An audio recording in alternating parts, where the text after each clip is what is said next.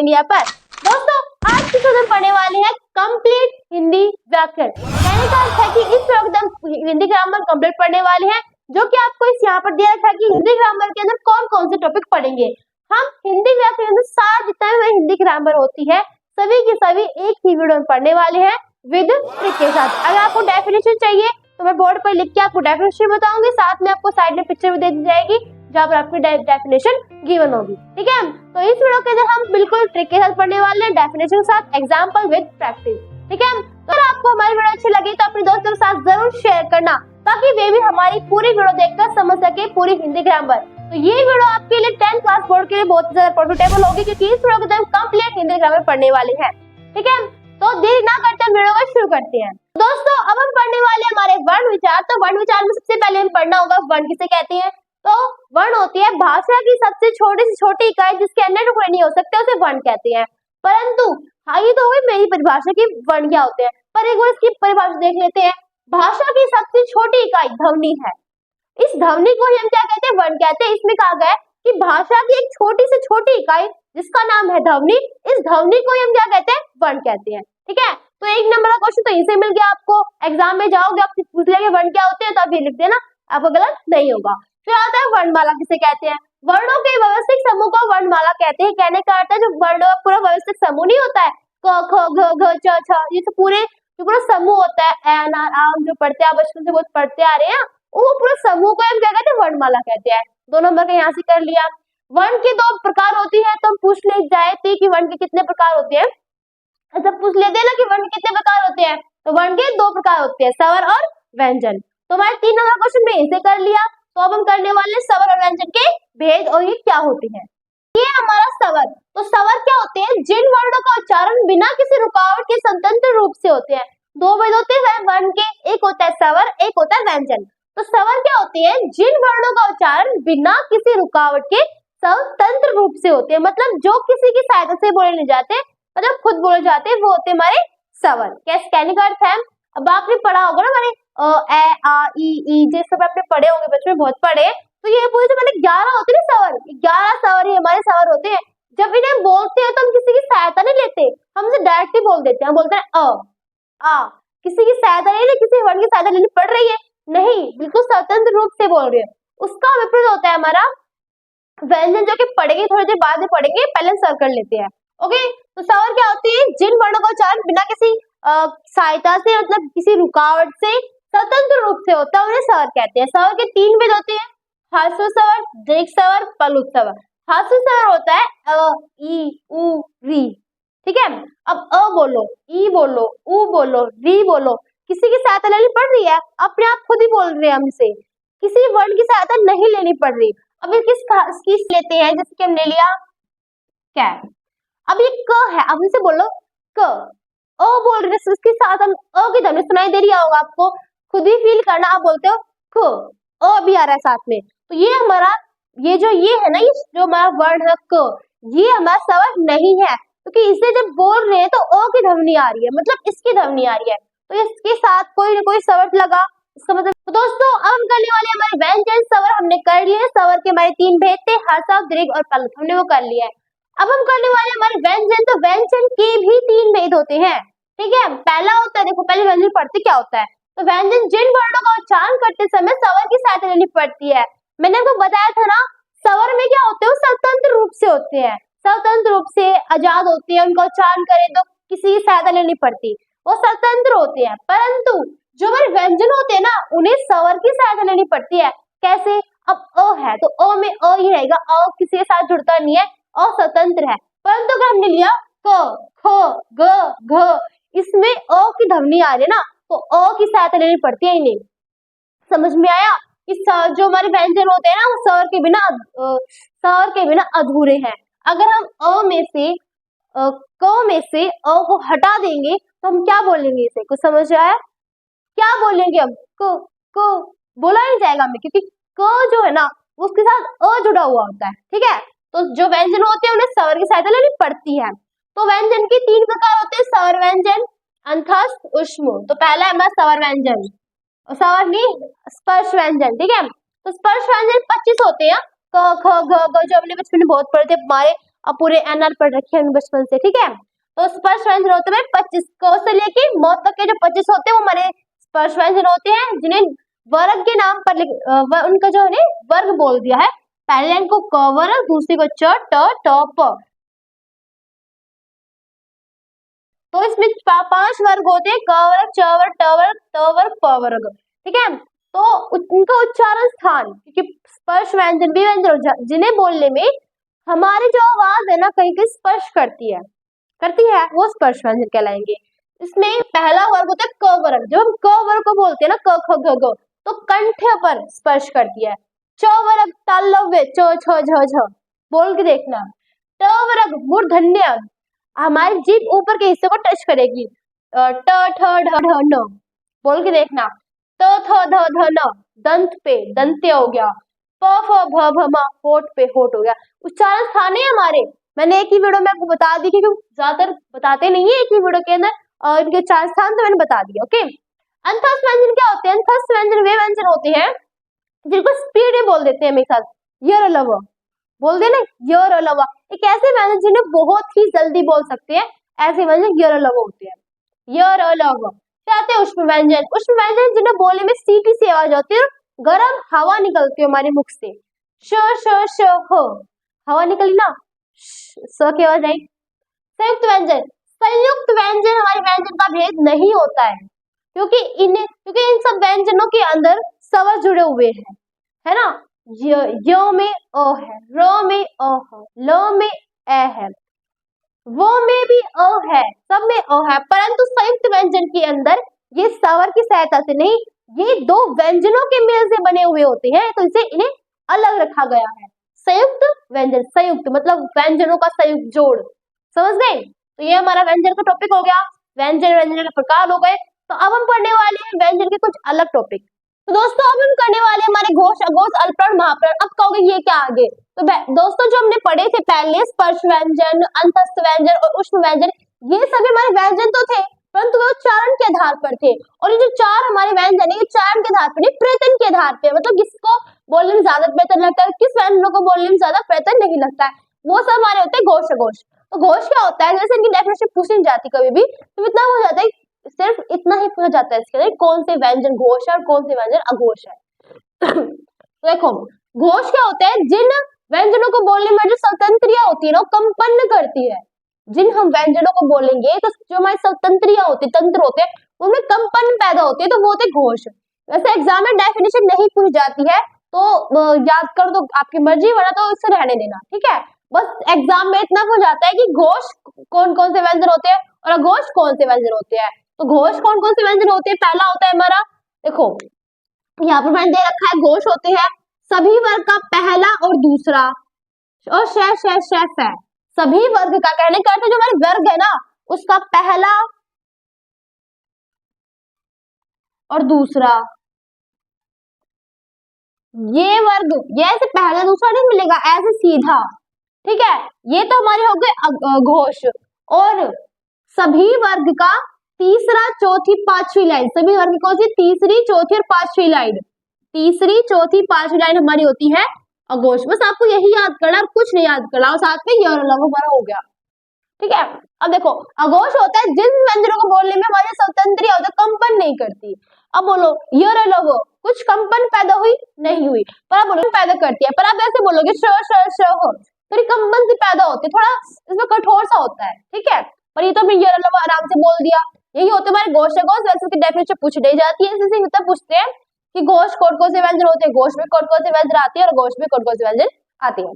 तो मैंने बता दिया है, सभी वर्ग का पहला और दूसरी लाइन हमारी घोष की होती है, मतलब घोष की होती है, और तीसरी होती पांचवी लाइन हमारी अघोष की होती है। फिर आता है अल्पप्राण, महाप्राण। अल्पप्राण क्या होता है, अल्पप्राण वो होते हैं जिसमें बोलने में हमारा कम प्राण लगते हैं, और महाप्राण जिन्हें बोलने का ज्यादा प्राण लगते हैं, जैसे कि सभी वर्ग का पहला, तीसरा, पांचवा, सभी वर्ग का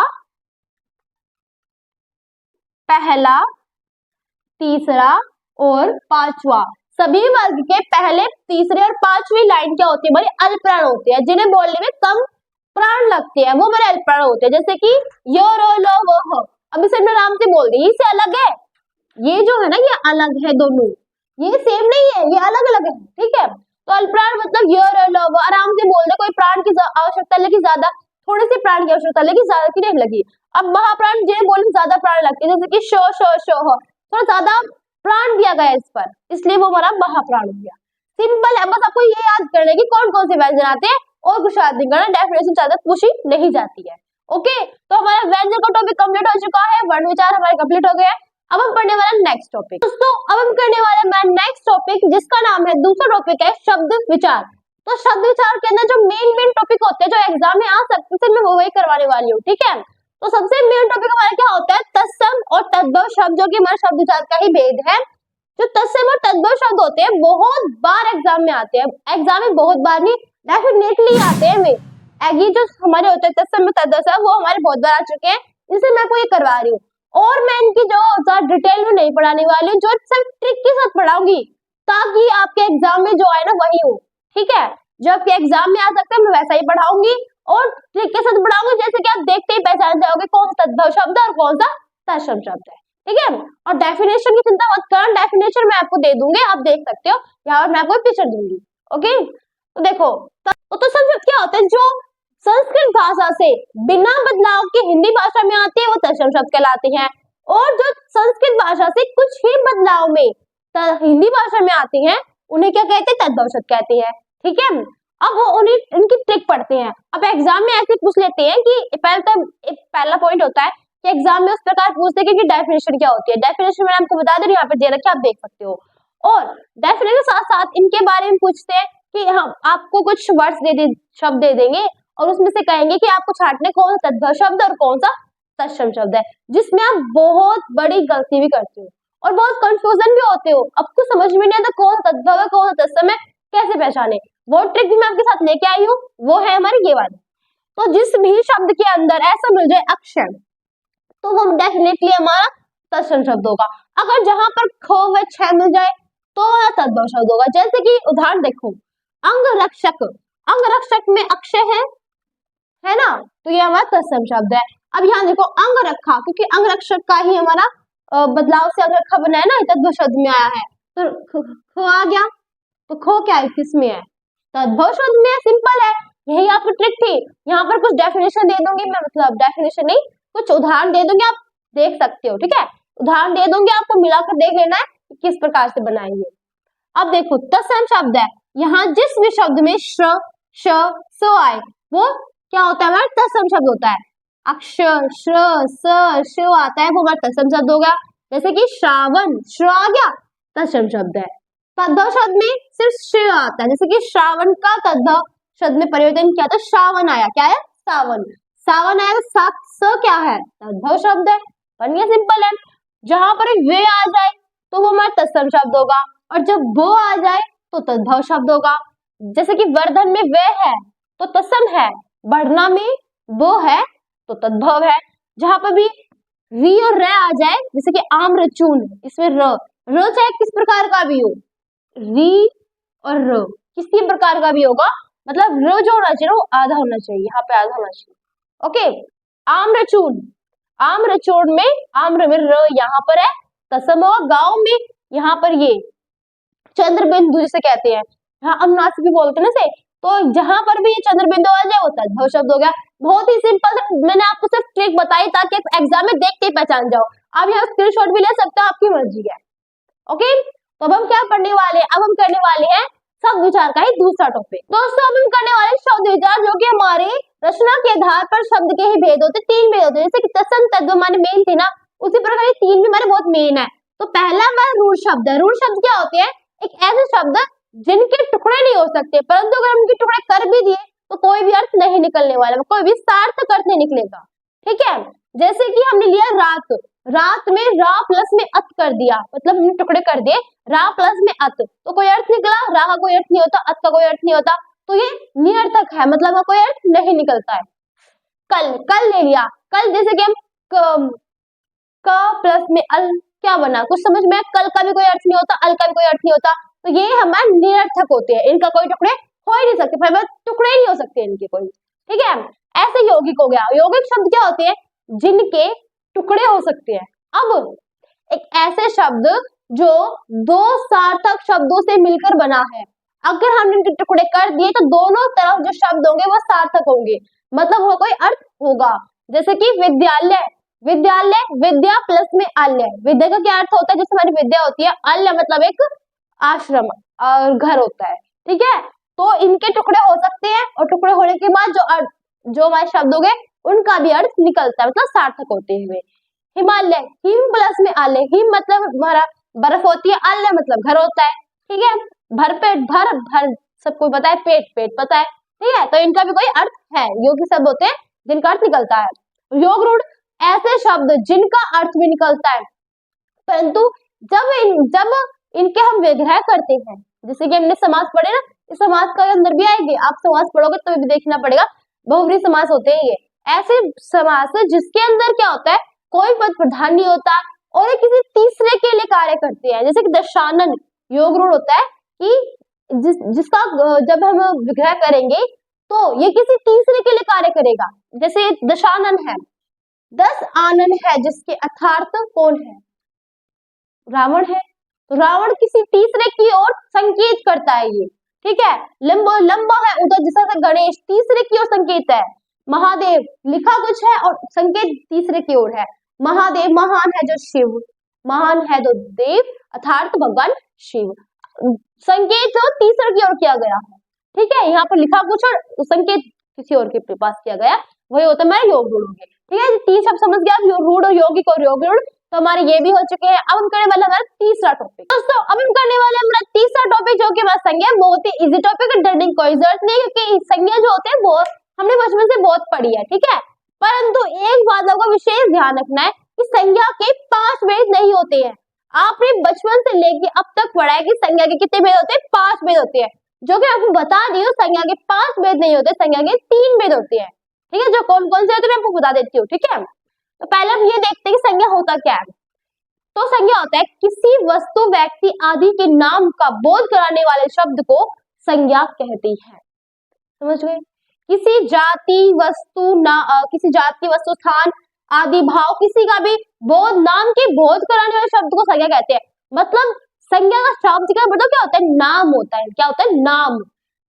हमारे यहाँ पर पृथ्वी में कितनी वस्तुएं हैं, कितने लोग हैं, कितने स्थान है, कितने प्रकार के भाव होते हैं, सब कुछ होते हैं, बहुत चीज होती है। ऐसा नहीं कि किसी का भी नाम नहीं होता, सभी का नाम होता है और उसी नाम को ही हम क्या कहते हैं, संज्ञा कहते हैं। संज्ञा का शब्द क्या होता है, नाम होता है, ठीक है, समझ गए। किसी वस्तु व्यक्ति आदि स्थान के नाम का बोध कराने वाले शब्द को, नाम का ये विशेष है, नाम जरूर आता है, नाम का बोध कराने शब्द को हम संज्ञा कहते हैं। संज्ञा के अब जैसे बोलते हैं ये मार्कर है, अभी मार्कर है, इसका नाम क्या है, इसका मार्कर हमें पता है भाई, नाम मार्कर नाम है, हमें पता है इसका नाम मार्कर है, तो यही संज्ञा है। मैं यहाँ खड़ी हूँ, मेरा नाम भावना है, सभी को पता है मेरा नाम भावना है, मैं संज्ञा हूँ। ये क्या है, बोर्ड है, ये संज्ञा है क्योंकि इसका नाम है। ये डस्टर है, नाम है इसका, तो क्या है, ये संज्ञा है। अब हम कोई ले सकते हैं, ये भी जैसे कि ये हो गया, ये हमारा मार्कर है, उसका नाम है, तो ये भी हमारा संज्ञा है। साइड में मेरे सामने कैमरा है, उसका नाम है, तो ये क्या है, संज्ञा है। आपका भी कोई नाम होता होगा, आप भी संज्ञा हो। हर जगह पर, हर स्थान पर संज्ञा ही संज्ञा होती है, ठीक है।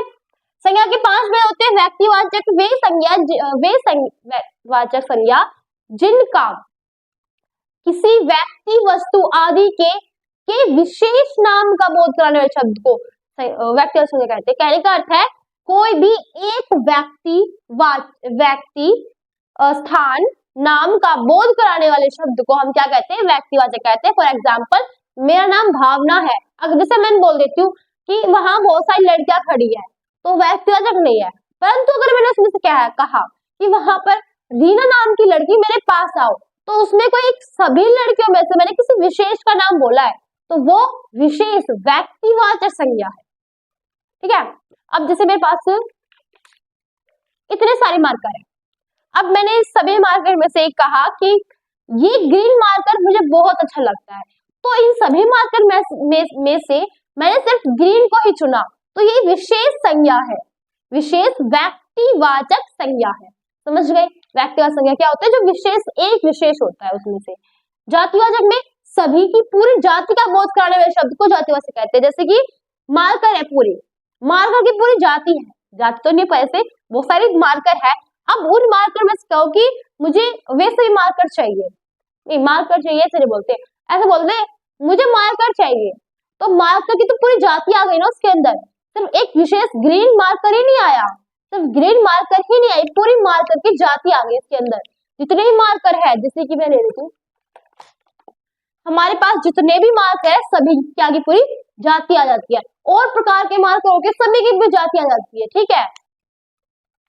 वैसे ये पूरी जाति नहीं है, ये एक ही कंपनी के मार्कर है, वैसे बहुत सारे जितने कंपनी के मार्कर होते हैं सभी कंपनी के मार्कर के नाम आ चुके हैं। अगर मैंने बोला कि मुझे जातिवाचक मुझे मार्कर चाहिए तो मार्कर सभी आ गए, जैसे कि वहां बहुत जैसे लड़कियां है, मैंने एक नाम लिया लड़कियां, लड़कियां का शब्द बोलते ही क्या ध्यान आएगा, पूरी पूरी जाति होगी लड़कियों की, सभी लड़कियां आ गई उसके अंदर, तो जातिवाचक होगा। जिस एक नाम से पूरी जाति का बोध, जैसे मार्कर नाम से पूरी मार्कर जाति का बोध हुआ, नदी, नदी नाम से पूरी नदियों का बोध हुआ। बस समूह में क्या होता है, पूरे समूह आते हैं, समूह गलत बोल रहे भाई, यहाँ समूह नहीं आएगा, गलत है, भाववाचक तो रह गया हमारा, तो भाववाचक होता है भाववाचक। भाववाचक क्या होता है, देखो जिससे मन के भाव, जिस शब्द से मन के भाव के बारे में पता चलता है, जैसे कि मिठास, अब सभी को मिलता है, मिठास क्या होता है, मीठा कोई मीठी चीज होगी, पर मिठास तो भाव होता है ना, इसे हम देख तो सकते नहीं पर मिठास अनुभव कर सकते हैं। जैसे कि हम बोलते हैं बचपन, बचपन को महसूस कर सकते हैं, देख नहीं सकते। जैसे हम लिख सकते हैं नमकीन, नमकीन मीठा, नमकीन कैसा होता है, चटपटा होता है, वो हम खा के चटपटा या महसूस कर सकते हैं, और इसे हम वो देख नहीं सकते, सिर्फ महसूस कर सकते हैं, वे सब होते हैं भाववाचक में। ओके, समूहवाचक क्या होता है, जिससे पूरा समूह होता है, जिससे पूरे एक शब्द से पूरे समूह का बोध हो। झुंड होता है, अब झुंड ऐसे तो नहीं झुंड की पूरी जाति होती है, झुंड की जाति थोड़ी ना होती है, झुंड तो एक समूह होता है, झुंड एक समूह होता है जिसे हम समूहवाचक बोलते हैं। टीम, आर्मी टीम, तो एक आर्मी की पूरी टीम आएगी, उसके अंदर समूह होगा, कोई जाति नहीं है उसकी, तो ये समूहवाचक में आ गया। फिर आता द्रव्य, जिससे कोई जो तरल होता है, जो तरल जिसको हम जिसका माप तो नहीं कर सकते, जो तरल पदार्थ होते हैं उसे हम द्रव्य कहते हैं। जैसे कि मुझे 1 किलो चीनी दे दो, सॉरी 1 किलो चीनी नहीं, हाँ तरल, तरल कहने का अर्थ है जिसके अंदर जो तरल होता है, तरल अब पता पानी, पानी लिक्विड जो चीज होती है वो द्रव्यवाचक में आता है। एक ठोस लिक्विड चीज जैसे कि ना गैस, ऐसी चीज होती है वो उसमें द्रव्यवाचक में आती है। जैसे कि उदाहरण देते हैं सोना चांदी द्रव्य चीज है, पानी जल ये भी द्रव्य चीज है, ये सब है जिसको हम तोल सकते हैं, जिसको हम तोल भी सकते हैं, परंतु एक तरल भी होता है, ठोस भी होता है, वो द्रव्यवाचक में जाता है, समझ गए। तो 5 हमारी की संज्ञा हो गई। अब हम क्या पढ़ने वाले हैं, हमारे सर्वनाम। तो अब हम करने वाले हैं हमारा सर्वनाम, जो कि हमारा चौथा टॉपिक है। तो उससे पहले हम पढ़ते हैं सर्वनाम क्या होता है। तो सर्वनाम होते हैं जो संज्ञा के स्थान पर प्रयोग किए जाते हैं, मतलब संज्ञा क्या होता है, कोई नाम जो किसी नाम के स्थान पर प्रयोग किए जाते हैं उन्हें बोलते हैं हम सर्वनाम, ठीक है। जैसे कि उदाहरण देते हैं, गीता पढ़ती है, गीता खेलती है, गीता पढ़ने के साथ साथ गीता की मम्मी के साथ काम भी करवाती है, गीता हमेशा नहाती है। इतना हमने सॉरी इतना सब कुछ हमने बोल दिया। बोलने के बाद हमने देखा समय गीता गीता यूज किए जा रहे हैं, कुछ अजीब सा लगा। गीता मम्मी के साथ कार्य करवाती है, गीता की तो मम्मी खुद की है ना, तो क्यों ये सब कुछ करवा रही है, इसलिए थोड़ा दिमाग लगाया और किसी ने इससे संज्ञा के स्थान पर एक सर्वनाम, जैसे कि गीता पढ़ती है, वह खेलती है, इस नाम का प्रयोग कर दिया, और इसी नाम को गीता के स्थान पर प्रयोग किया है तो सर्वनाम रख दिया। सिंपल, वाक्य को अच्छा बनाने के लिए सर्वनाम बना गया है हमारा, ठीक है। तो वही हमारा संज्ञा के स्थान पर प्रयोग किए जाने वाले शब्द को सर्वनाम कहते हैं। सॉरी, जैसे हम बोलते हैं राम खेलता है, अब मैं मेरे सामने एक लड़का है राम, मैं बोलती राम खेलता है, डायरेक्ट ये बोल देते ना वह खेलता है, ये बोल दिया मैंने तो भी सही है, राम खेलता है तो भी सही है। परंतु अगर हम ऐसा है कि राम खेलता है, राम पढ़ता है, राम वो करता है, राम वो करता है, बार बार राम को ले जा रहे हैं तो अच्छा नहीं लगेगा ना, राम खेलता है फिर वह लेके जाओ आप, ताकि अच्छा भी रहे। वो सर्वनाम होता है। सर्वनाम के 6 भेद होते हैं, पुरुषवाचक, निश्चयवाचक, निश्चयवाचक, निजवाचक, संबंधवाचक और प्रश्नवाचक। पुरुषवाचक क्या होते हैं? पुरुषवाचक भी होते हैं जो ऐसे सर्वनाम जो वक्ता के लिए, मतलब जो मैं अपने लिए प्रयोग करूं, जो मैं आपके लिए प्रयोग करूं तथा और अन्य के लिए प्रयोग करूं, वो सर्वनाम ही पुरुषवाचक सर्वनाम कहलाते हैं। डेफिनेशन होगी, ऐसे सर्वनाम जो वक्ता के लिए, श्रोता के लिए, अन्य किसी के लिए प्रयोग किए जाते हैं, वो पुरुषवाचक सर्वनाम हो गया। जैसे कि अब जो मैं अपने लिए प्रयोग करती हूँ, मैं, हम, मुझे, मैं अपने लिए प्रयोग किया, मैंने अपने लिए प्रयोग किया ना, पुरुषवाचक है। अब मैं आपके लिए प्रयोग करती हूँ, तुम, तुम्हारे, वो क्या हुआ? तू, तुम, तुम्हारे, वो क्या हुआ? आप हो गए, मतलब श्रोता हो, तो ये भी पुरुषवाचक सर्वनाम हुआ। मैं अन्य के लिए, और तीसरा है जो मैं और दूसरे के लिए प्रयोग कर, जैसे कि वह है, उसे, उनके, मैंने अन्य के लिए प्रयोग किया है, वो भी किस में आता है? वो भी हमारे पुरुष में आता है। जैसे कि देखना, पुरुषवाचक सर्वनाम के 3 उपभेद भी होते हैं। प्रथम मतलब मैं अपने लिए प्रयोग करूंगी, मध्यम आपके लिए करूंगी, अन्य किसी और के लिए करती हूँ, ऐसे सर्वनाम हमारे पुरुषवाचक होते हैं। निश्चयवाचक में क्या होता है? निजवाचक होते हैं जो व्यक्ति अपने अपन का बोध कराता है, जिस सर्वनाम से अपनेपन का बोध हो, उसे निश्चयवाचक कहते हैं। जैसे कि इसमें उदाहरण आते हैं खुद, इसमें मैं उदाहरण लिख देती हूँ।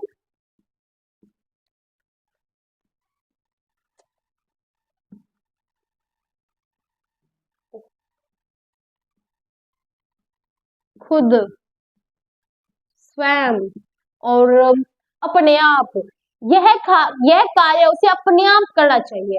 तो अपने आप से क्या होता है कि खुद का बोध होता है, ठीक है। ऐसा नहीं से मैं बोल रही हूँ यह कार्य उसे अपने आप करना चाहिए, इसमें मेरा सॉरी, इसमें मेरा बोध नहीं हो रहा, इसमें उस व्यक्ति के खुद का बोध हो रहा है।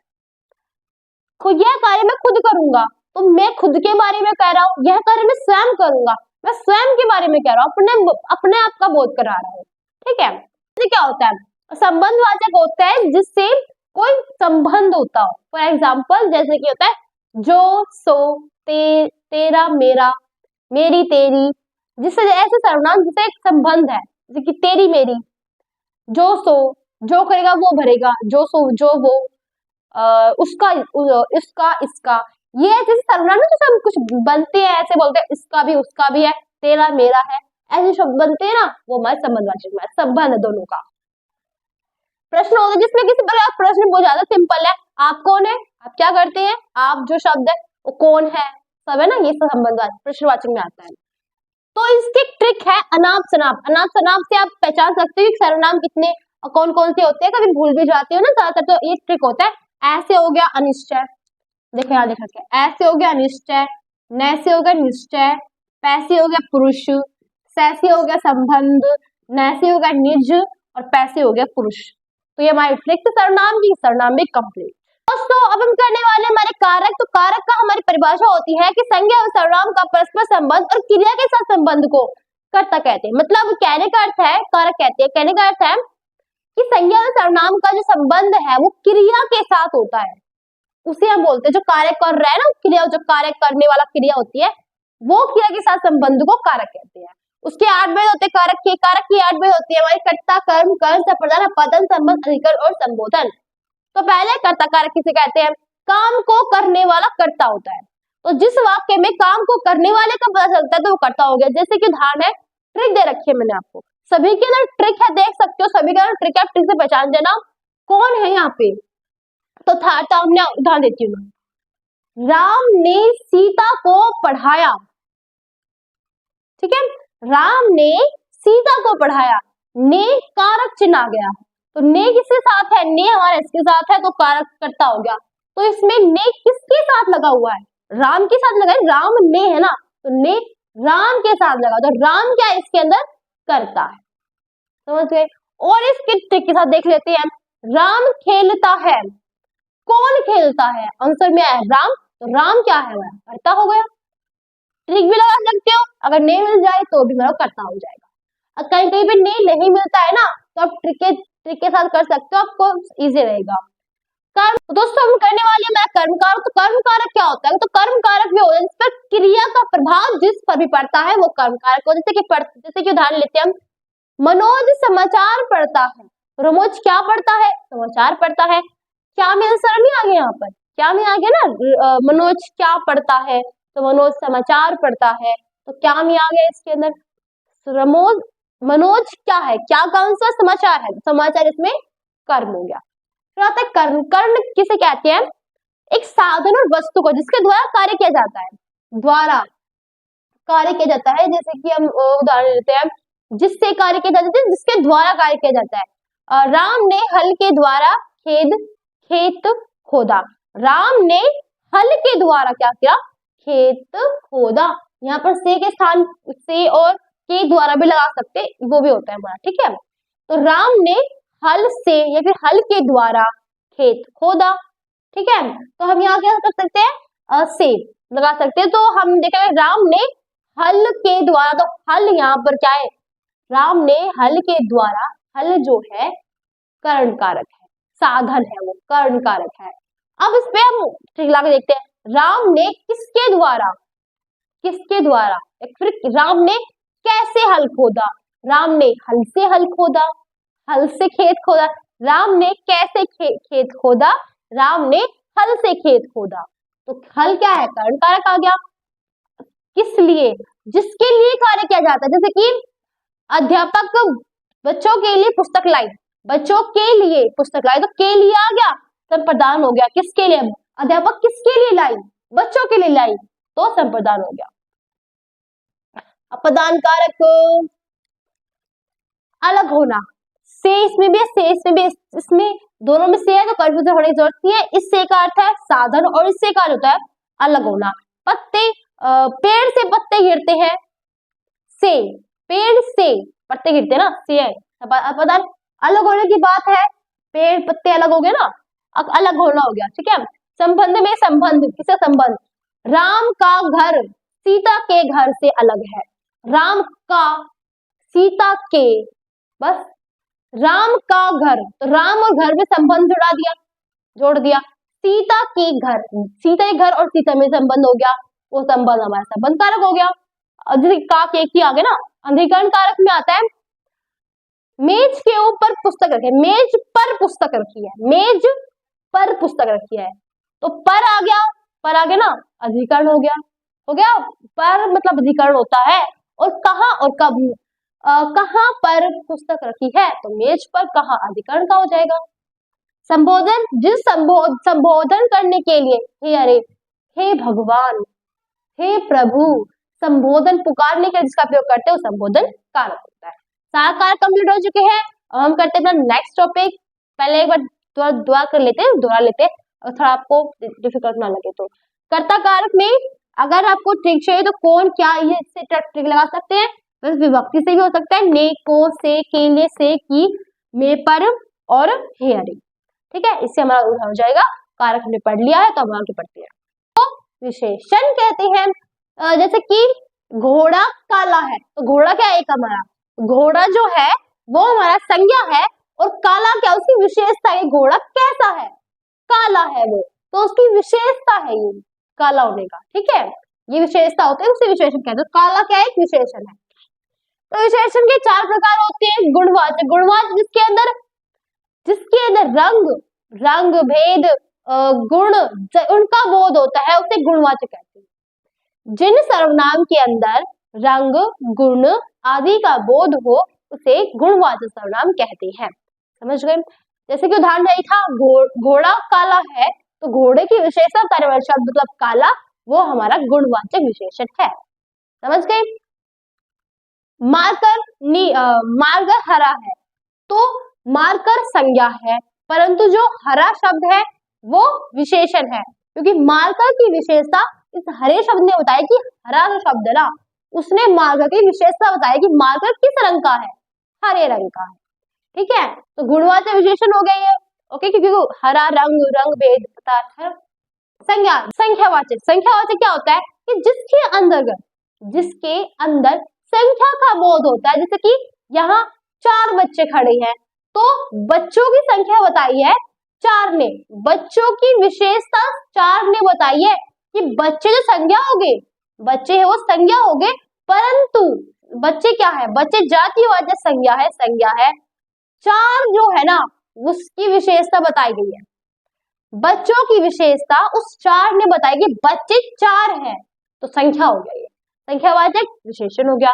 दो भाग में विभाजित किया है, एक होता है निश्चित और एक होता है अनिश्चित। निश्चित होता है कि जिससे निश्चित संख्या का बोध हो, वहां पर कुछ बच्चे हैं तो कुछ बच्चे, हमें क्या पता कितने कुछ बच्चे हैं, कुछ एक संख्या तो बताया, उसकी विशेषता कुछ ने, कुछ जो है ना उसने बच्चे की विशेषता तो बताई, परंतु ये नहीं बताया कि वो कितने हैं, तो वो अनिश्चित है, मतलब पता नहीं है, वो निश्चित नहीं है, निश्चित है।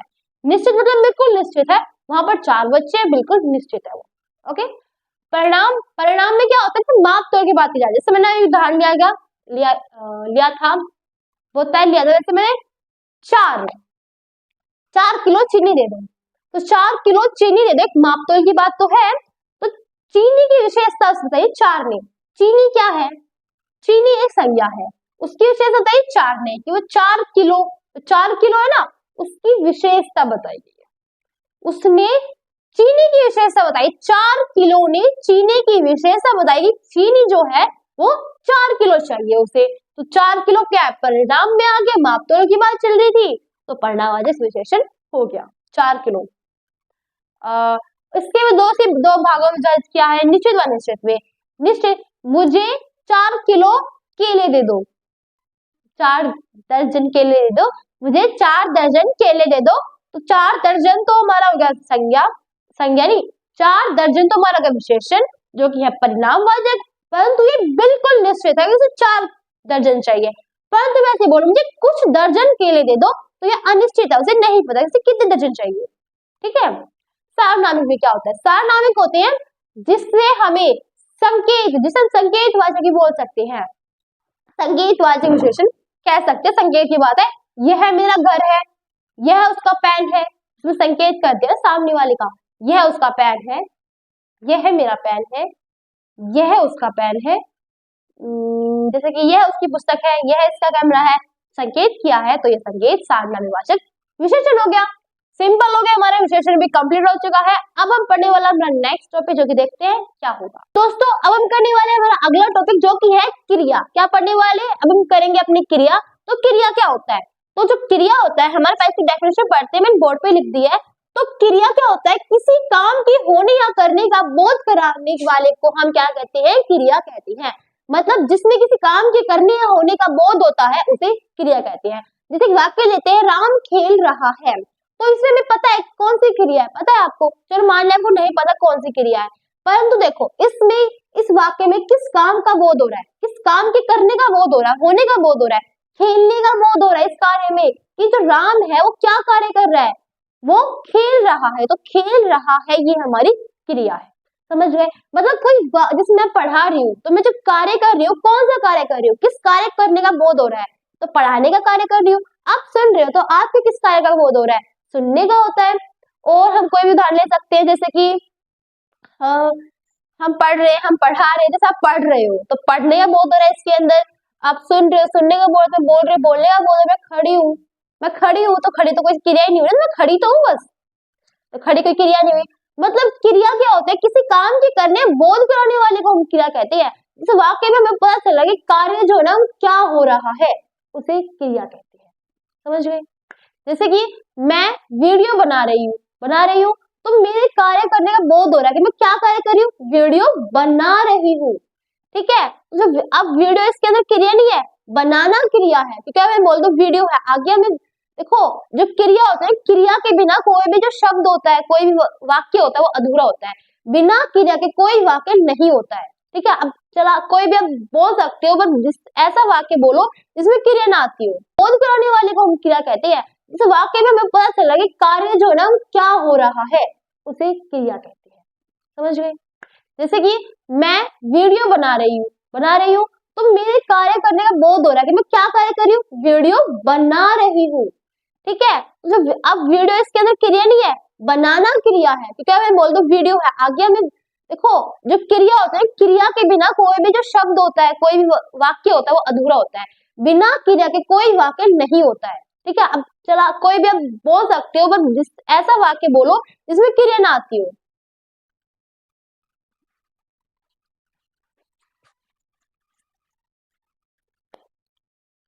बोलो, ऐसा वाक्य बोलो जिसमें क्रिया ना आती हो। हर वाक्य में क्रिया आती है। क्रिया दो प्रकार की होती है। कौन कौन सी प्रकार की होती है मैंने आपको पहले बताया था, पर आपको बता देती हूँ। क्रिया दो प्रकार की होती है। पहली होती है हमारी वो क्रिया मेन वर्ब जिसे बोलते हैं, मुख्य क्रिया और सहायक क्रिया। सहायक क्रिया क्या होती है? जैसे हम बोलते हैं ना है, ये आते हैं ना, जैसे कि हम इंग्लिश में बोलते हैं इज, एम, आर, वाज, वर, वैसे हिंदी में होते हैं ना है, था, थे, थी, रहा है, रहा, रही है, रहे हैं। ये सब हमारी सहायक क्रिया होगी। मुख्य क्रिया मतलब बनाना, खेलना, कूदना, पढ़ना, लिखना, बोलना, ये सब हमारी होती है मुख्य क्रियाएं। ठीक, क्रिया होती है हमारी। क्रिया समझ गए? कर्म के आधार पर क्रिया के दो भेद होते हैं, अकर्मक क्रिया और सकर्मक क्रिया। अकर्मक क्रिया क्या होते हैं? ऐसी क्रियाएं जिसमें कर्म ना है, उसे अकर्मक क्रिया कहती है।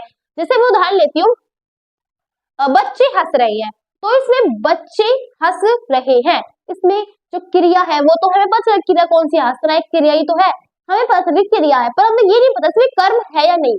अब आपको देखना होगा कर्म है पर इसमें कर्म नहीं है, मुझे कैसे पता चला कर्म नहीं है? तो उसकी ट्रिक लाई मैं आपके सामने। कौन जिस भी, अगर आपको नहीं पता चलता कि इसमें क्रिया है, कर्म है या नहीं है, तो आप ये ट्रिक लगा सकते हो। जैसे हम बोलते हैं कौन हंस रहे हैं, तो आंसर में आएगा कि बच्चे हंस रहे हैं। अब आप कहोगे बच्चे कर्म है? जी नहीं। अगर अकर्मक होता है जिसमें कर्म नहीं होता, मैंने आपको बता दिया ना कर्म क्या, इसमें कर्म नहीं होता। अगर कौन, किसे, किसने, ऐसे वाक्य आंसर आता है तो समझ जाना कि वो क्या है, अकर्मक क्रिया है। अगर क्या है, किसको लगा के अगर आंसर आया तो वो अकर्मक क्रिया है। फॉर एग्जाम्पल उदाहरण मैं आपको सही दूंगी, जैसे बोलते हैं पिताजी अखबार पढ़ रहे हैं। अब आप उसे पहचान सकते हो कि कर्म कौन सा है, तो बता रहे हो कर्म कौन सा है। देखो पिताजी अखबार पढ़ रहे हैं, यहाँ पे आप ट्रिक लगा सकते हो, पिताजी क्या पढ़ रहे हैं, क्या पढ़ रहे हैं, क्या पढ़ रहे हैं, अखबार पढ़ रहे हैं, तो सकर्मक क्रिया है। सकर्मक क्रिया होती है जिसमें कर्म होता है, उसे सकर्मक क्रिया कहती है।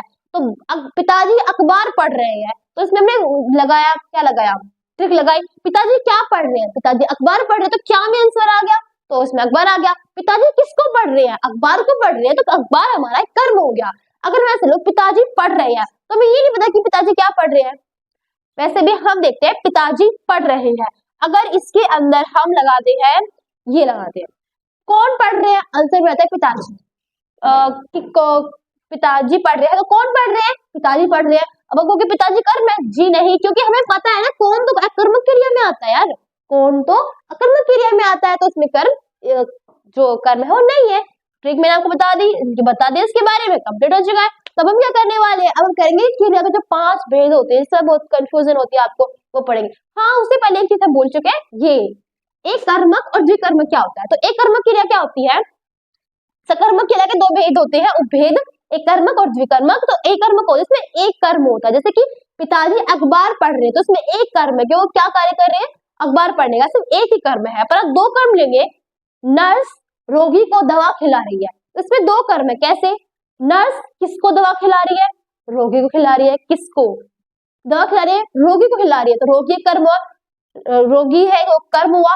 नर्स रोगी को क्या खिला रही है, दवा खिला रही है, क्या खिला रही है, दवा खिला रही है, दूसरा कर्म हो गया, 2 कर्म आ गए, 2 कर्म की हो गया। समझ गए? अब हम करने वाला है हमारे क्रिया का जो हमारे और दूसरे हैं रचना के आधार पर क्रिया के भेद को पढ़ेंगे। तो दोस्तों अब हम करने वाले हैं हमारे प्रयोग के आधार पर क्रिया के भेद। तो प्रयोग के आधार पर क्रिया के 5 भेद होते हैं, पूर्वकालिक क्रिया, प्रेरणार्थक क्रिया, नामधातु, सामान्य और संयुक्त क्रिया।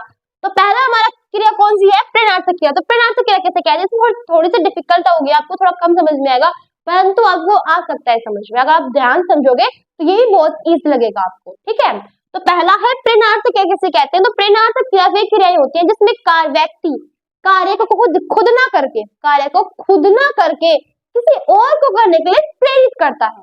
कार्य वो खुद नहीं करेगा, किसी और को करने के लिए प्रेरित करेगा। जैसे कि हम बोलते हैं मोहन ने माँ से कहा कि खाना बना दो, तो मोहन ने कार्य खुद नहीं किया, कार्य उसकी माँ ने किया था। या फिर हम ले सकते हैं राम ने मोहन को दौड़ाया, तो मोहन ने कार्य खुद नहीं किया, राम ने उसे दौड़ाया था।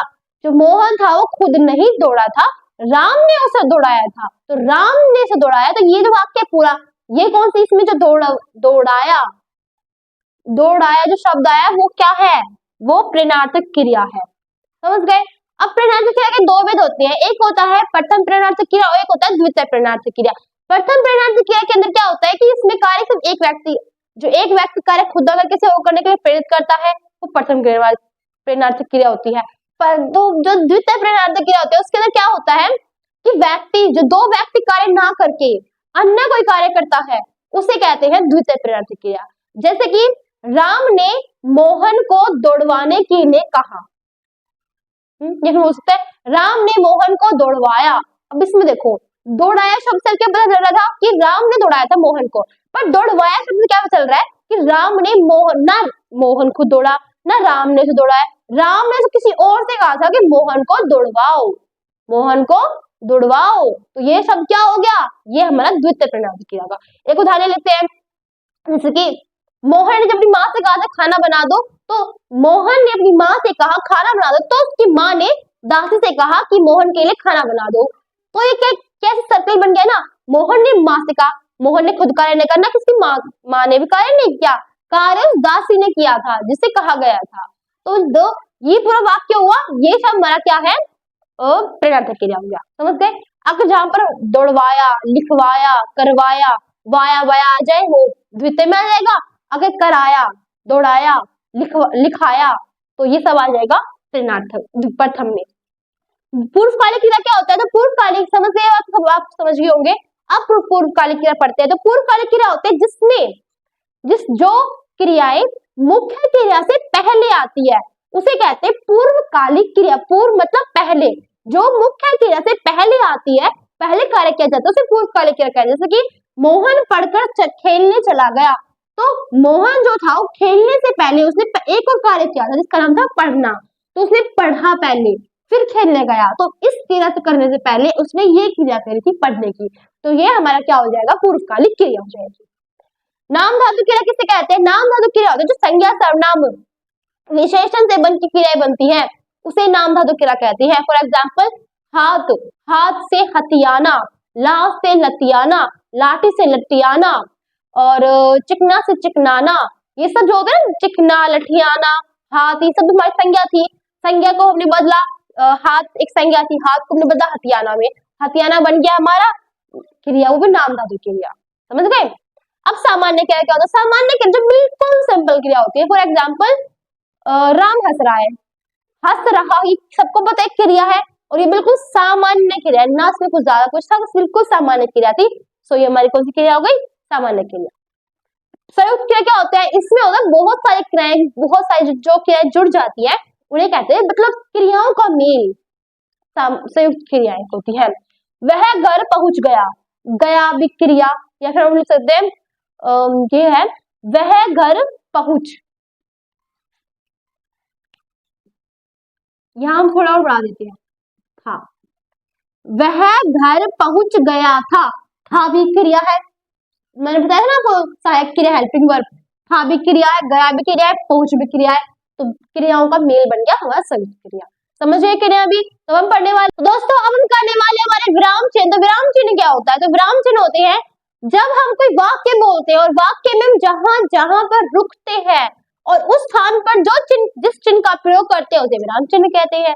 समझ में आया, इसका अर्थ है कि जहां देखो हम कोई वाक्य बोलते हैं, कोई सेंटेंस बोलते हैं, कोई भाषा बोलते हैं, हम रुकेंगे, हम ऐसे तो नहीं एक सांस में सब बोल देंगे, हम बीच बीच में रुकना पड़ता है, हम रुकते भी हैं। जहां जहां पर हम रुकते हैं, जहां जब विराम लेते हैं और वहां पर जिस चिन्ह का प्रयोग करते हैं उस चिन्ह को विराम चिन्ह कहते हैं।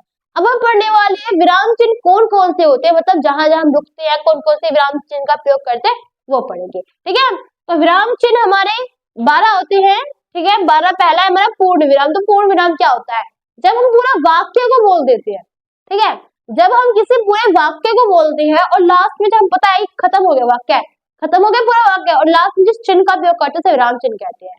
समझ में आया, कहने का अर्थ है राम खेल रहा है, जैसे मैं बोलती मैं पढ़ा रही हूँ, बोल दिया पूरा वाक्य बोल दिया मैंने, लास्ट में मुझे पूर्ण विराम लगाना है तो मैं लगा देती हूँ। या फिर कोई उदाहरण लेते हैं, एक बार एक जंगल में एक राजा था, वह बहुत भूखा था, तो राजा था वहां पर हमने चुप हो गए, हम बिल्कुल वाक्य खत्म, लास्ट में विराम चिन्ह लगा दिया, मतलब विराम चिन्ह कौन सा पूर्ण विराम लगा दिया, वहां वाक्य खत्म हो गया। वह बहुत भूखा था, कंप्लीट हो गया, फिर पूर्ण विराम लगा दिया हमने, फिर क्या लगा दिया, पूर्ण विराम लगा दिया। आगे बोलते रहेंगे, जहां जहां रुकेंगे पूरा वाक्य जहां जहां खत्म होगा वहां पर पूर्ण विराम लगाते जाना है, वही हमारा पूर्ण विराम होता है। अल्पविराम क्या होता है? जहां पर हम थोड़ी थोड़ी देर के लिए रुकते हैं, जैसे कि मुझे केला संतरा आम खाना है, मुझे केला संतरा आम खाना है, तो केला के साथ एक अल्पविराम, संतरा के साथ एक अल्पविराम, खाना है बस, ठीक है। हम बोलते हैं सीता गीता और रमा बाहर गई, सीता गीता और रमा बाहर गई, मैंने बोला है सीता गीता और रमा बाहर गई, तो सीता गीता और रमा, सीता गीता के बीच में हमें अल्पविराम लगाना है, क्योंकि वहां थोड़ी थोड़ी देर के लिए रुकी है, बिल्कुल थोड़ी देर के लिए, वहां पर हमें लगा देना है। ओके, अब आता है अर्धविराम की बात। तो अर्धविराम क्या होता है? जहां पर हम रुकते हैं पर अल्पविराम थोड़ी और देर के लिए रुकते, कहने का अर्थ है जैसे कि हम बोलते हैं वाक्य खत्म सा हो रहा है पर खत्म नहीं है, जहां वाक्य खत्म खत्म सा लग रहा है पर खत्म नहीं है, वो होता है अल्पविराम। कैसे होता है? मैंने उसे समझाने की बहुत कोशिश की, वाक्य खत्म हुआ है पर खत्म भी नहीं है, क्योंकि हाँ हमें पता लग रहा है इससे हम आगे कुछ बोलना चाहते हैं, तो मैंने उसे समझाने की बहुत कोशिश की, लगा देना ये चिन्ह, लगा की, परंतु वह नहीं माना, परंतु वह नहीं माना, तो उस बीच दोनों के बीच में की और परंतु के बीच में ये चिन्ह लगाना है, समझ गए? मैंने उसे समझाने की कोशिश की परंतु वह नहीं माना। हम लिख सकते हैं मैंने उसे बहुत समझाया परंतु वह नहीं माना, मैंने उसे बहुत समझाया, फिर एक वो लगा देना, फिर मैं परंतु वह नहीं माना, आ गया, सिंपल।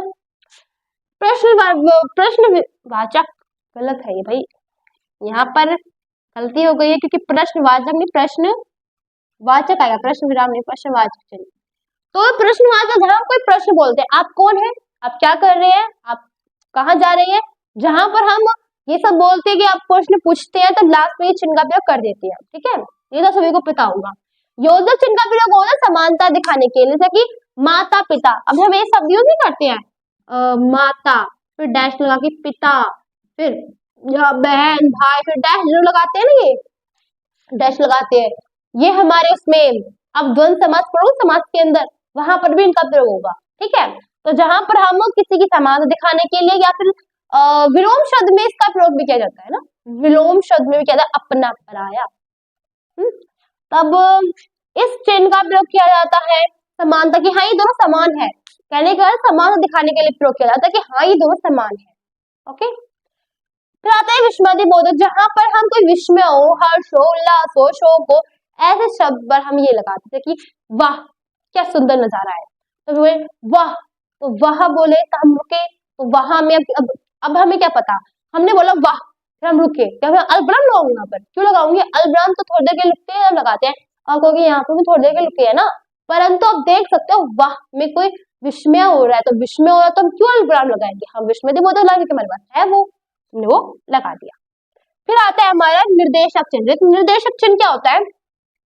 आप कहोगे ये भी सेम है, ये भी सेम है, सेम सेम है तो अलग क्या है भाई, इसमें तो समानता दिखाने के लिए करते हैं, पर ये हमारी बात को आगे पहुंचाने के लिए करते हैं, कहने कहता है ये छोटा है ये बड़ा है, इतना डिफरेंस है इसमें, और एक बात का भी है वो समानता दिखाता है, परंतु ये क्या कार्य करते हैं, बोलते हैं माँ कहती है, नहीं मेरी माँ कहती थी कि हमें कभी झूठ नहीं बोलना चाहिए, तो मेरी माँ कहती थी, हमने वाक्य बोला, पर हमें लग रहा है कि हमें आगे कुछ बोलना है ना हमें, क्योंकि मेरी माँ कहती है वो क्या बोल रहा है, कुछ लगता है बोल रहा है, आप कहोगे हाँ तो फिर हम ये यूज करेंगे ना, ये वाला मैंने इससे बताया था, जी नहीं, क्यों, क्योंकि हमें पता है ना कि मेरी माँ कहती थी, वाक्य इस प्रकार का है, जैसे कि मेरी बहन कहती थी, मेरी माँ कहती थी, हमें कहना चाहिए, आगे बोल दिया, मतलब कहती थी वैसे कहना चाहती है, सब समझ गए ना मेरी बात में क्या कहना चाहती भाई, मेरी माँ कहती थी, फिर हम बोले हाँ क्या कहती थी, बोलिए आगे, हमें कभी झूठ नहीं बोलना चाहिए, तब यहाँ पर ये डैश यूज करते हैं। ओके, यहाँ पर नहीं करते, यहाँ पर ऐसे वाक्य नहीं आता कि मेरी माँ कहती थी, मेरा वो कहता था, नहीं, यहाँ पर वाक्य जो आता है वो पूरा पूरा लगता है पर पूरा नहीं होता, पर इसमें दिख रहा है पूरा नहीं है वो, बस। विवरण चिन्ह क्या होता है? विवरण चिन्ह मतलब आगे की बात कहना चाहिए, वो अलग था, वो अलग है, इसमें संज्ञा के कितने भेद होते हैं, नहीं संज्ञा के 3 भेद होते हैं, फिर ये चिन्ह लगा दिया आगे हम भेद लिख सकते हैं, निम्नलिखित प्रश्न का उत्तर दीजिए, फिर ये चिन्ह लगा लास्ट में, फिर आगे है निम्नलिखित जैसे कि है निम्नलिखित प्रश्नों का ये उत्तर है, फिर ये लगा के नीचे आगे लिख देना, सिंपल तो हमारे विवरण चिन्ह होते हैं। उद्धरण चिन्ह क्या होते हैं? तो उद्धरण चिन्ह क्या होता है? किसी विशेष बात को कहने में जहां पर कहने का अर्थ क्या बोलते हैं? अंग्रेजों भारत छोड़ो, ये नारा महात्मा गांधी जी का था। अंग्रेजों भारत छोड़ो, ये नारा महात्मा गांधी जी का था। तो इसमें विशेष क्या है? इसमें ये था ना अंग्रेजों भारत छोड़ो, तो विशेष चीज को दिखाने के लिए हम ये लगा देते हैं। हम ऐसा करते हैं, बहुत बार करते हैं। कोई जब में विशेष चीज होती है, इंग्लिश के अंदर अंडरलाइन कर देते हैं क्या ये चीज विशेष है, और हिंदी के अंदर भी ये दो ब्रैकेट से होते हैं छोटी छोटी सी, वो लगाते हैं। पर ब्रैकेट नहीं है, ये उद्धरण चिन्ह होते हैं। ओके, अब कोष्टक, कोष्टक को हम ब्रैकेट कहते हैं इंग्लिश के अंदर। वो तरह से बोलते हैं, गांधी जी ने कहा अंग्रेजों भारत छोड़ो, तो गांधी जी ने कहा अंग्रेजों भारत छोड़ो, ये तो हम समझ गए। अंग्रेजों भारत छोड़ो पर तो हम ये लगा सकते हैं, हमारी मन मर्जी है। परंतु यहाँ देखो, गांधी जी या फिर बोल सकते हैं महात्मा जी, गांधी जी, मैं दो बार बोला महात्मा जी, गांधी जी, तो वहां पर एक नहीं, हम गांधी जी पर क्या करेंगे? ब्रैकेट कर देंगे, क्योंकि ये बात को दिखाने के लिए, बिल्कुल स्पष्ट रूप से दिखाने के लिए हम ब्रैकेट का यूज करते हैं। हमने ले बोल कि महात्मा गांधी जी ने कहा अंग्रेजों भारत छोड़ो, फिर मैंने ऐसे भी, अब हमें बिल्कुल स्पष्ट दिखाया कि महात्मा गांधी कौन था वो, तो हमने गांधी जी लिख दिया ब्रैकेट में डाल के। लाघव, लाघव होता है जो आपको दिखा सर्कल सा छोटा सा जीरो टाइप का, इसका अर्थ होता है किसी बात को संक्षिप्त में लिखना, मतलब छोटे प्रकार से लिखना। पंडित जवाहरलाल नेहरू, तो पंडित जवाहरलाल नेहरू के क्या करते हैं हम? पंडित लिखते हैं, तो हमने ये पंडित यूज किया। आपने कई बार देखा होगा ना, तो इस पंडित का यूज है कि इसको शॉर्ट प्रकार में लिख दिया इसको। हम लिखते हैं पंडित का भी हो गया डॉक्टर, डॉक्टर का हम ऐसे लिखते हैं ना, डॉक्टर लगा जाते हैं, पर हमने कई बार ऐसे भी देखा होगा, डॉक्टर ऐसे देखा है ना हम कई बार, तो इस संक्षिप्त लिखने के लिए लगाते हैं इस गोल का यूज। हर्षपंद होगा, कोई चीज छूट जाता है बीच में, जैसे कि वह रही थी, बीच में छूट के क्या कर रही थी? बीच में जैसे कोई भी शब्द छूट जाता है तो हम इसका प्रयोग कर देते हैं, इसका, ये इसका, खेल रही थी। जब कोई भी छूट जाए तो इसका प्रयोग करके आप लिख सकते हो। ओके, विराम चिन्ह में कंप्लीट हो गया। आई होप कि बहुत इजी था, आपको समझ में आ गए होंगे। अब हम करने वाले हमारे समास। तो दोस्तों अब हम करने वाले हमारे समास। तो समास क्या होते हैं? तो सबसे इजी होते हैं हमारे समास, और बहुत ही इजी होते हैं। दो या दो से अधिक शब्द मिलकर जब कोई नया शब्द बनाते हैं उसे समास कहते हैं। कहने का अर्थ है दो या दो शब्द मिलकर, दो शब्द मिलकर जब कोई नया शब्द बनाते हैं। जैसे उदाहरण लेते हैं प्रतिदिन, प्रतिदिन उदाहरण लिया है मैंने, तो प्रति क्या है? एक शब्द है प्रति, एक शब्द है दिन, दो शब्द मिलकर एक शब्द बनाया प्रतिदिन। प्रति मतलब प्रत्येक, दिन मतलब दिन होता है, परंतु दोनों ने मिलकर बनाया प्रतिदिन, प्रत्येक दिन बना दिया।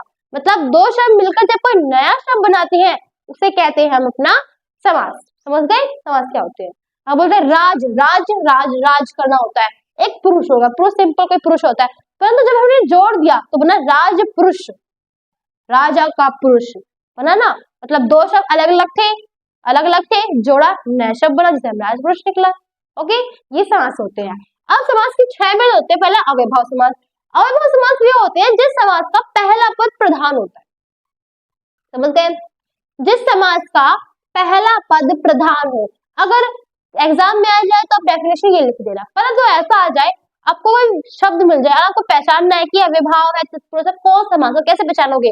तो सिंपल है, अगर जिस समास का पहला पद प्रधान, आपको ये पता नहीं चलेगा कैसा कौन सा पद प्रधान, नहीं पता चलेगा आपको। तो ये देख लेना, जिस समास का पहला पद अव्यय हुआ ना तो वो अव्ययभाव समास है। क्या हुआ?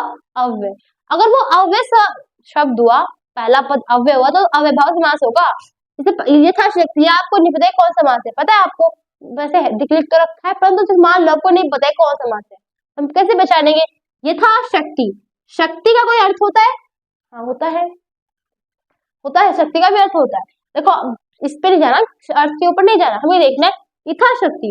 तो इसमें दो पद है, यथा और शक्ति, दो पद है इसके अंदर, और पहला पद अव्यय है। कैसे अव्यय है? क्योंकि शक्ति को अगर हम बदलेंगे, शक्ति का जगह हम वचन बदलते शक्तियां बन जाता है, बन जाएगा ना। परंतु अगर हम इसका यथा का बदलते हैं तो यथा का ना लिंग ना वजन कुछ नहीं बदलेगा, इसका बदलेगा कुछ भी नहीं बदलेगा, तो ये हमारा अव्यय हुआ। तो अव्यय है प्रतिदिन, प्रतिदिन में दिन है, दिन, दिन का हमने रात कर दिया, लिंग बदल, दिन का रात कर दिया ना, तो उसका विलोम बदल दे, दिन का रात कर दिया, दिन का दिनों कर दिया, बदल गया हमारा। दिनों का अर्थ क्या, वचन बदल गया, इसको बदल सकता है, परंतु प्रति को हम नहीं बदल सकते। प्रति प्रति ही रहेगा, ना इसका वचन बदलेगा ना लिंग बदलेगा, एक अव्यय है। अव्यय क्या होते हैं पढ़ाऊंगे, समझ जाना कि अव्यय क्या होते हैं। ओके, तो प्रति का हमें रूप नहीं बदलेगा, समझ गए, प्रति का जो रूप है वो नहीं बदलेगा, तो ये हमारा अव्ययभाव समास है। तत्पुरुष समास में दूसरा पद प्रधान होता है और विग्रह करेंगे तो कोई हमारे पास वो आएगी। मैंने कारक पढ़ाए थे ना, तो कारक पढ़ाए थे, याद करो, कारक पढ़ाए थे कारक। तो क्या जिस समास को क्या विग्रह करते हैं तो कारक चिन्ह आएगा, तत्पुरुष समास कहते हैं। कैसे, रसोई घर, हमें पता है कि ये तत्पुरुष समास है, एक समय आप भूल जाओ, अगर डेफिनेशन लिखनी है तो डेफिनेशन समास का दूसरा पद प्रधान हो, ये आपको डेफिनेशन, पर आपको पहचानना है कि तत्पुरुष है या नहीं, तो कैसे पहचानोगे, एक मिनट के लिए भूल जाओ कि तत्पुरुष समास है। अब देखो, रसोई घर, रसोई घर का हमने विग्रह किया तो क्या बना, रसोई का घर, रसोई का घर हमने विग्रह किया, रसोई का घर आया, तो का क्या है, का क्या है बताया था, याद करो क्या क्या है, का हमारा कारक चिन्ह है, का हमारा कारक चिन्ह है, समझ गए, का क्या है हमारा कारक चिन्ह, संबंध वाला कारक बताया था ना आपको, याद करो, संबंध कारक चिन्ह, का के की, तो का हमारा संबंध वाला कारक चिन्ह हो गया। धर्म, धर्म से युक्त, धर्म से, कर्ता ने कर्म को कर्म से, कर्ता ने कर्म को कर्ण से, तो हमारा कर्ण कारक चिन्ह आ गया इसके अंदर। तो ये तत्पुरुष कर्मधारय समास किसे कहते हैं, तो कर्मधारय समास वे समास होते हैं जिसके अंदर हमारे उपमेय उपमान विशेषण विषय का बोध होता है, उसे कर्मधारय समास कहते हैं। ये हो गया आपकी डेफिनेशन। अब आपको देखना है कि कैसे पहचानेंगे, तो पहचानने का तरीका है, जिस समास में अगर इसको विग्रह करेंगे तो है जो आएगा, विग्रह करो तो है जो आता है, वो हमारा कर्मधारय समास।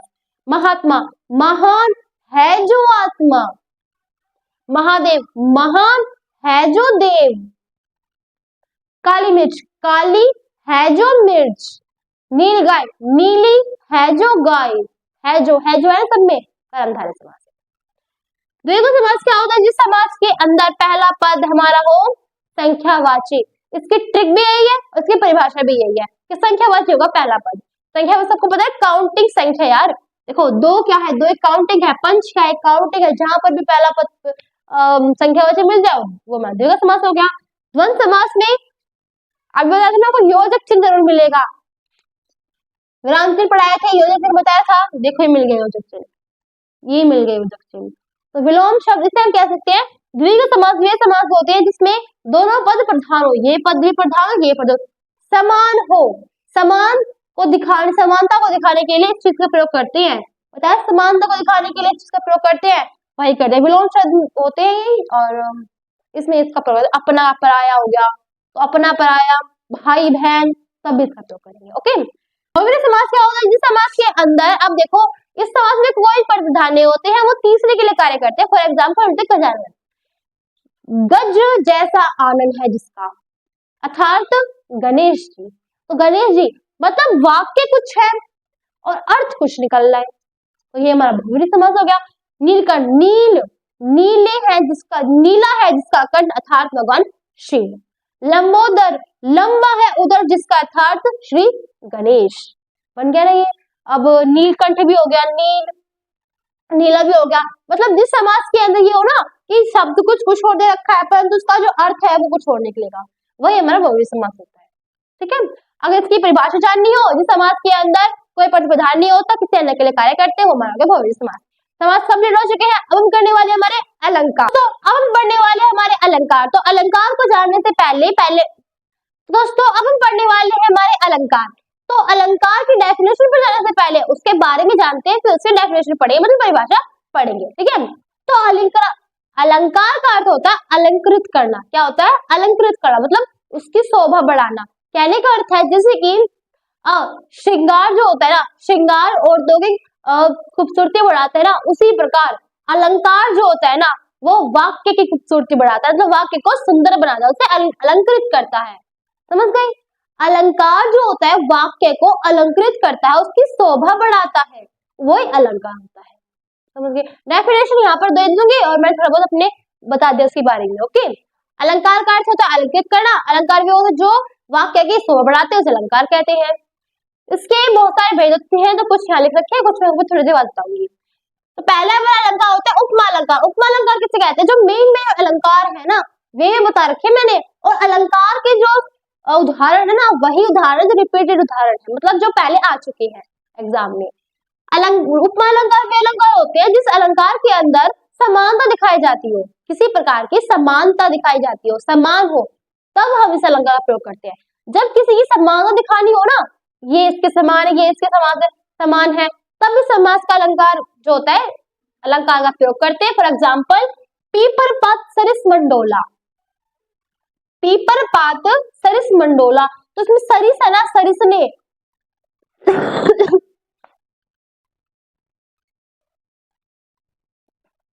दोस्तों हम पढ़ेंगे हमारा उपमा अलंकार किसे कहते हैं। तो उपमा अलंकार क्या होता है? उपमा अलंकार समानता को दिखाता है।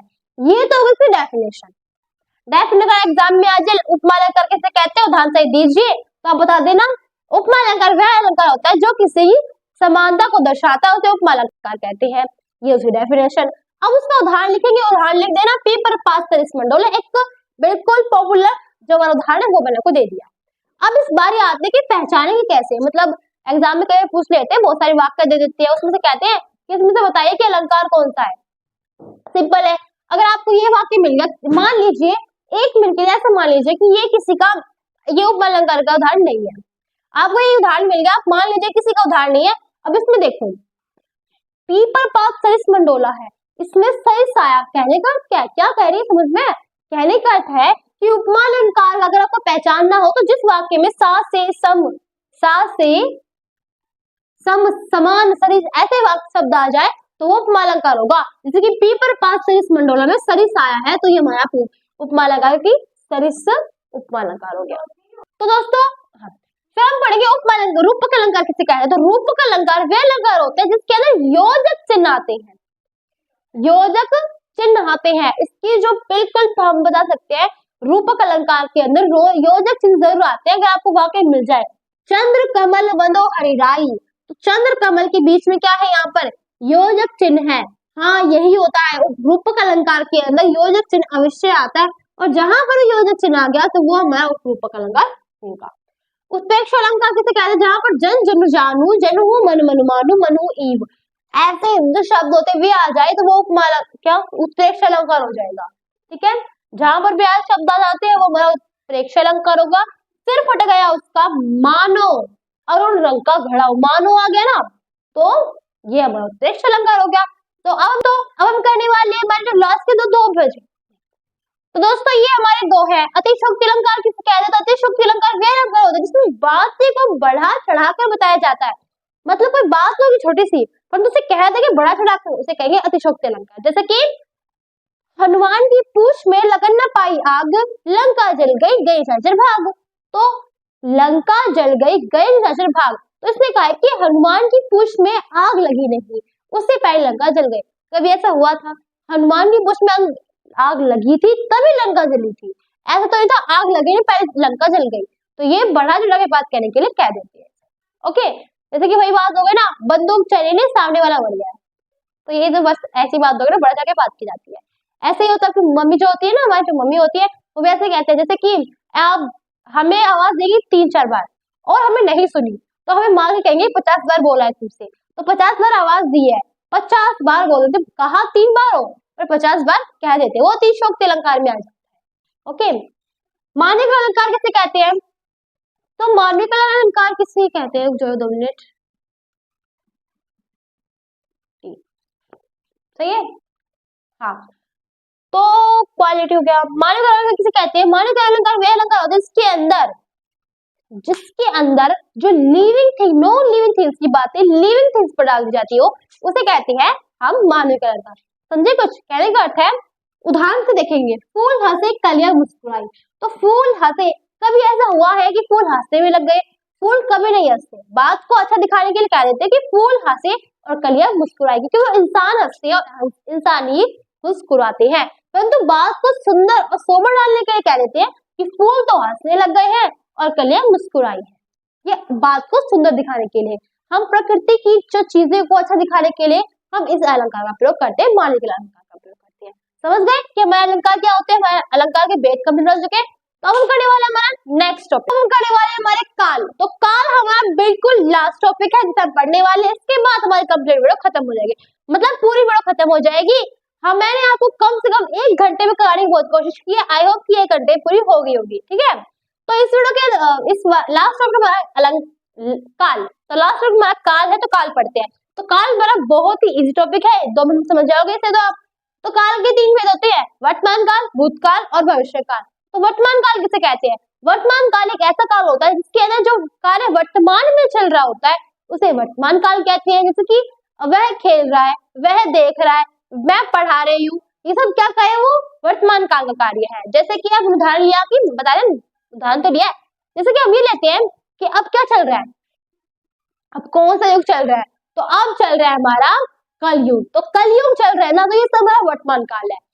भूतकाल होता है जो बीत चुका है, जैसे कि हमारा त्रेता युग, द्वापर युग, ये सब कुछ क्या है, बीत चुका है ना, सभी सारे युग बीत चुके हैं। तो ये युग हमारे होते हैं भूतकाल। जो है, हम एक उदाहरण ले लिया, साथ में ऐसे लिख सकते हैं, मैंने कल तुम्हें पढ़ाया था, तो मैंने कल पढ़ाया था, वो सब कुछ बीत चुका है। भविष्य काल होता है जो आएगा, जैसे कि अब कोई युग आना हो तो आएगा युग, कोई आएगा तो आएगा युग, जो युग आएगा उसे भविष्य काल कहते हैं। भविष्य काल भी जिनके बारे में नहीं पता होता, हम अनुमान लगा सकते हैं, बस पता नहीं होगा, बिल्कुल नहीं होगा क्या हो सकता है। जैसे मैं कल तुम्हें पढ़ाऊंगी, शायद कल लाइट चली जाए। मैं कह रही हूँ कल मैं पढ़ाऊंगी, अनुमान लगा सकती हूँ, मैं पढ़ा सकती हूँ तुम्हें, तो शायद कल लाइट चली जाए, ना पढ़ा पाऊं मैं, ऐसा भी हो सकता है। तो भविष्य काल कुछ भी हो सकता है, भविष्य काल में उसका भी नहीं पता होता। वर्तमान भूतकाल है जिसका भी पता होता है, जो बीत चुका है, क्योंकि बीत चुका है। वर्तमान काल जब चल रहा है, देखते हैं क्या चलता है, वो वर्तमान काल होता है। सिंपल थे, हमारे काल भी हो चुके हैं। और नेक्स्ट है हमारा thanks for watching my video. अगर आपको हमारी वीडियो अच्छी लगी हो तो लाइक करना, सब्सक्राइब करना और अपने दोस्तों को शेयर करना। Thanks for watching my video.